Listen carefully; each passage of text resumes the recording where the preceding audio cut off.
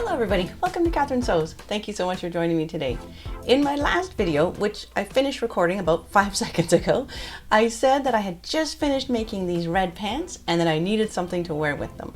So lately I've been falling in love with kind of jumpsuits everywhere I look, and I think that a jumpsuit is such a great look, but it's really not practical, right? I mean, when you have to go to the washroom, that is not a practical garment to be wearing. Also, I think it's such a lost opportunity to be able to break up pieces and mix and match them.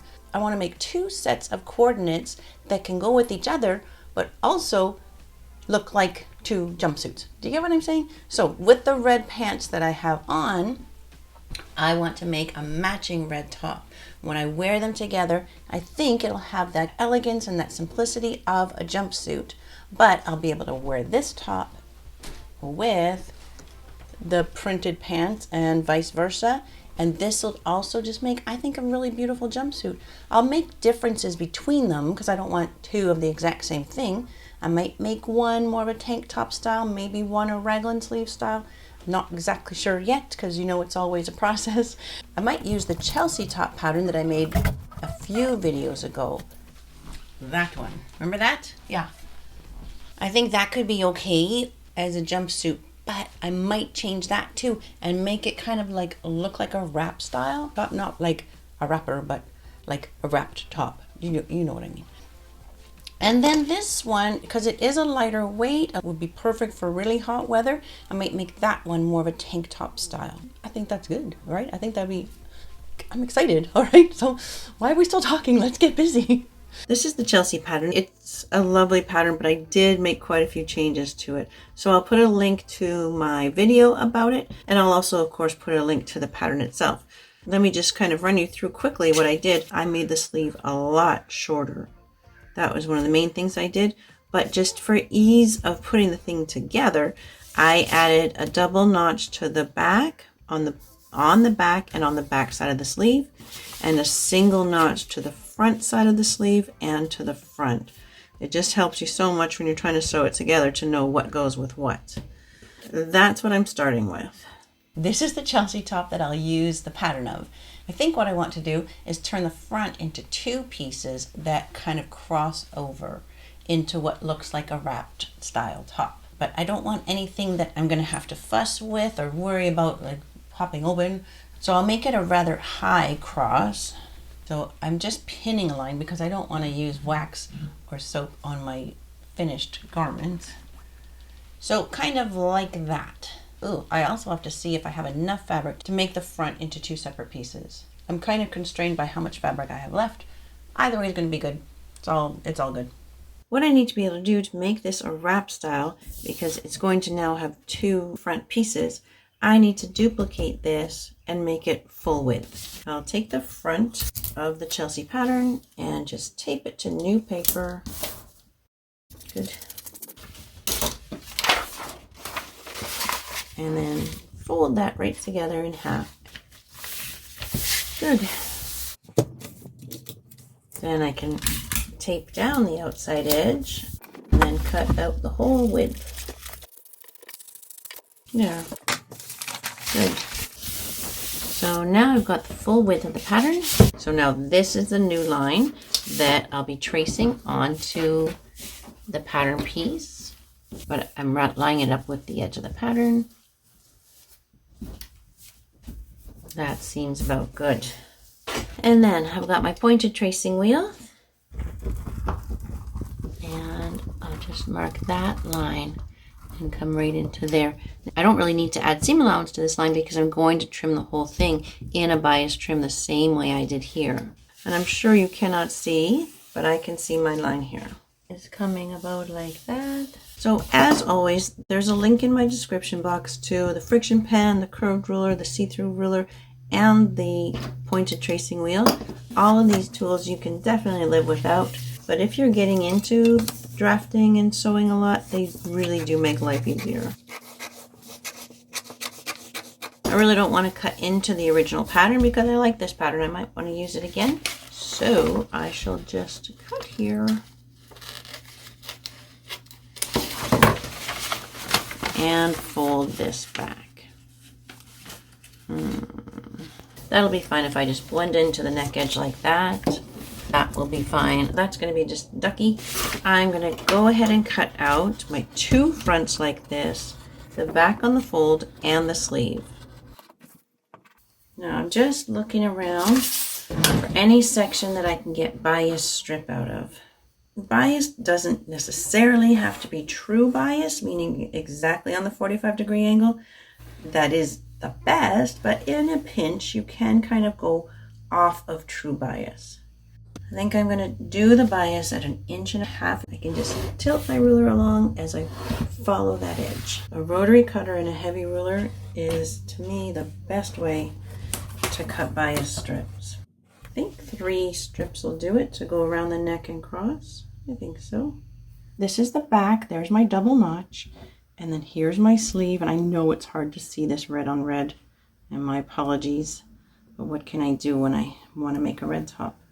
Okay, so the double notch of this goes to the double notch of the back. Those edges line up. And I'll just be sewing the 15 line or 5/8 line of these 2 seams. So then the second sleeve comes to the other side, to the other double notch of the back. And match up those edges. Okay, so my 2 sleeves pinned on. I'm going to sew those 2 seams.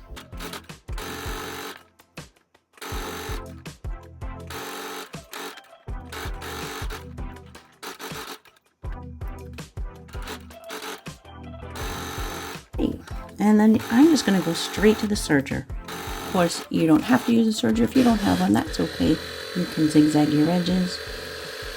Okay, and I'm going to go right back to the machine. I will push the seam allowance going toward the body and give a little top stitch. Now on the pants that I made, I did all 1/4 inch top stitching. So that means I'm running the edge of my presser foot along the seam. So an edge stitch is nice also on a raglan, but I'll make this top stitching match the pants. And do you see how chaining those seams together just keeps me organized? Especially when you're doing 3 treatments to each seam.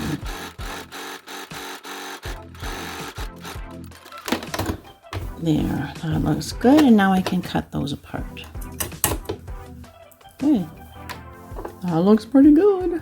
Let's go back to the table. So here's the back that I just sewed, serged, and top stitched. This is the back, these are the 2 sleeves.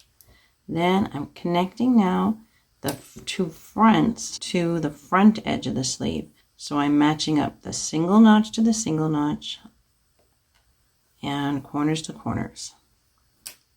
Right, so each of the front edges of the sleeve gets one of the fronts with a single notch matching.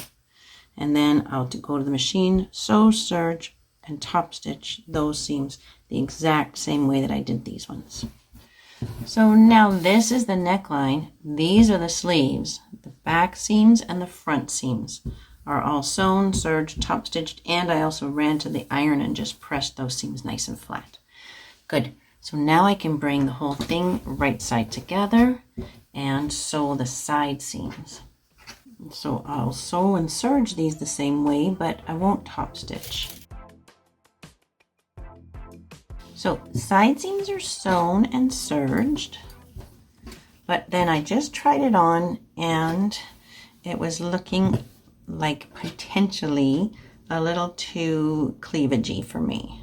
So I put a few pins around of where I just want to like not exactly gather, but run a little basting stitch that I can shrink up on the front, top of the sleeve, back, top of the sleeve, front.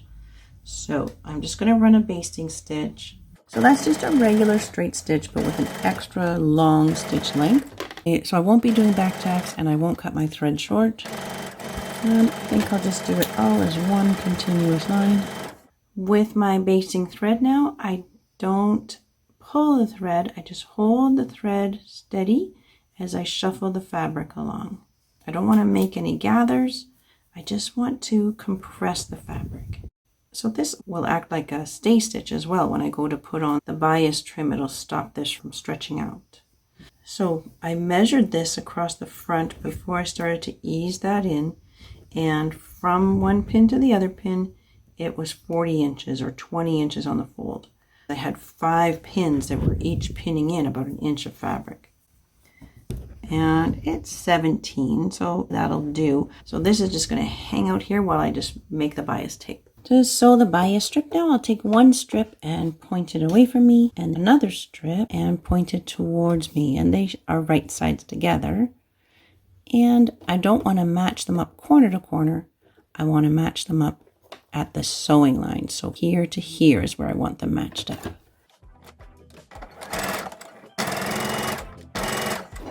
And then I'll take this one, keeping it right side up.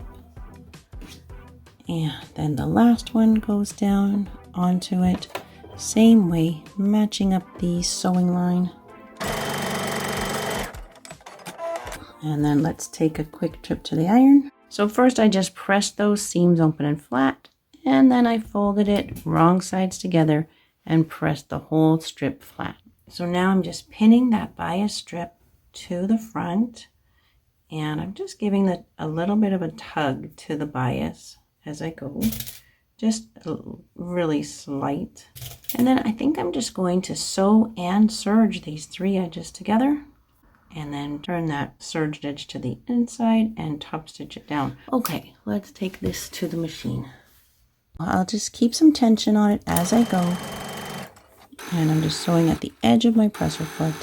So now I'm coming into the section that was eased. Okay, so working kind of one section at a time to make sure there are no puckers running along my ease stitch. So the basting thread has done its job. It can come out.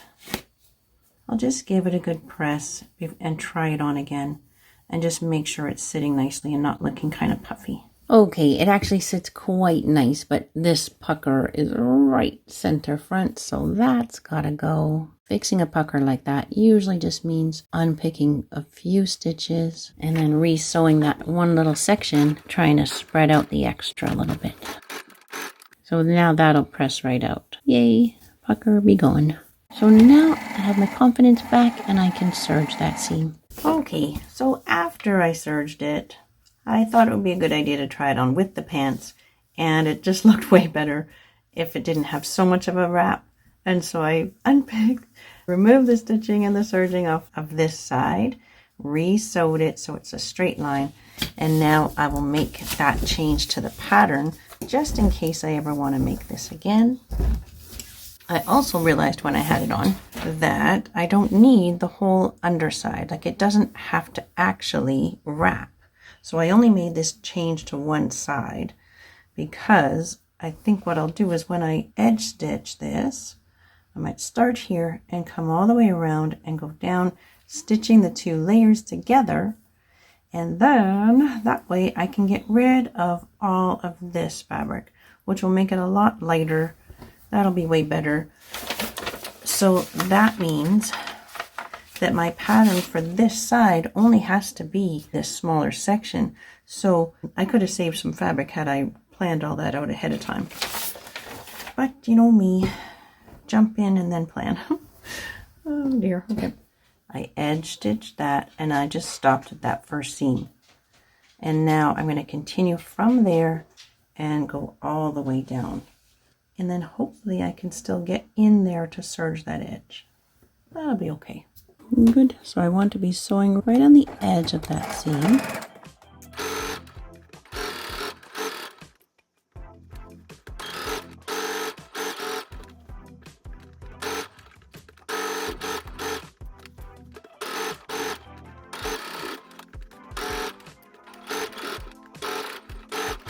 And then here's where I started before, and I'm going to want to end there with just a tiny back tack.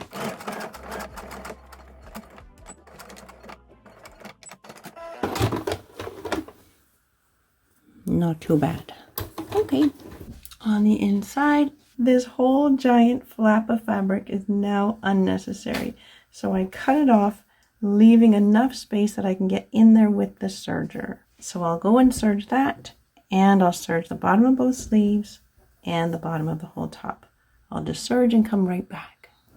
Okay, so I got a little excited running for the finish line there, and I not only serged the edge, but I also turned under a small hem. and also on the bottom. I serged it and turned under a small hem. So you know what? This is done. Let me show you how it all looks together. Okay, so the top is all done, and I just love the way the two pieces look together. It really does look like a jumpsuit, don't you agree? I do like that it's sewn together down the front, and that I don't have to ever worry about wrapping and fussing about with it. It's just super easy to just throw on and never have to think about it again. It's just got that simple elegance that a one-piece garment can give you. But it's also got the convenience that I'm going to be able to mix it up when I get to the other two pieces. These other two pieces are going to have to wait for their own video because it's time for me to go make dinner. So look forward to that video in about a week or so. And until next time on Catherine Sews, you take care.